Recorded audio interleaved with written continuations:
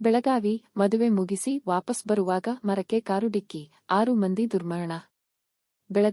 ಬೆಳಗಾವಿ ಜಿಲ್ಲೆಯ ಖಾನಾಪುರ ತಾಲೂಕಿನ ನಂದಗಡ ಸಮೀಪ ಚಾಲಕನ ನಿಯಂತ್ರಣ ತಪ್ಪಿ ಕಾರೊಂದು ಮರಕ್ಕೆ ಡಿಕ್ಕಿ ಹೊಡೆದಿದ್ದು, ಪರಿಣಾಮ ಸ್ಥಳದಲ್ಲೇ 6 ಮಂದಿ ದಾರುಣವಾಗಿ ಸಾವನ್ನಪ್ಪಿದ್ದಾರೆ.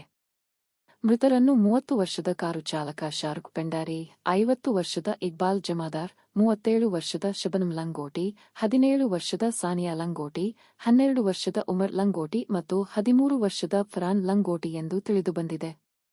ಧಾರವಾಡ ಮೂಲದವರಾದ ಇವರು ಸ್ವಿಫ್ಟ್ ಕಾರಿನಲ್ಲಿ ಸುಮಾರು 10 ಮಂದಿ ಮದುವೆ ಮುಗಿಸಿ ವಾಪಸ್ ಮರಳುತ್ತಿದ್ದಾಗ ಚಾಲಕನ ನಿಯಂತ್ರಣ ತಪ್ಪಿ ಕಾರು ಮಕ್ಕೆ ಡಿಕ್ಕಿ ಹೊಡೆದಿದೆ. ಡಿಕ್ಕಿಯ ರಭಸಕ್ಕೆ ಕಾರು ಸಂಪೂರ್ಣ ನಜ್ಜುಗುಜ್ಜಾಗಿದೆ. 4 ಗಾಯಾಳುಗಳನ್ನು ಸ್ಥಳೀಯ ಹಾಗೂ ಬೆಳಗಾವಿಯ ಖಾಸಗಿ ಆಸ್ಪತ್ರೆಗೆ ದಾಖಲು ಮಾಡಲಾಗಿದೆ. ಖಾನಾಪುರ ಪೊಲೀಸ್ ಠಾಣೆಯಲ್ಲಿ ಪ್ರಕರಣ ದಾಖಲಾಗಿದೆ. ಘಟನಾ ಸ್ಥಳಕ್ಕೆ ಬೆಳಗಾವಿ ಎಸ್ಪಿ ಡಾ. ಭೀಮಾಶಂಕರ ಗುಳೇದ್ ಭೇಟಿ ನೀಡಿ ಪರಿಶೀಲನೆ ನಡೆಸಿದ್ದಾರೆ.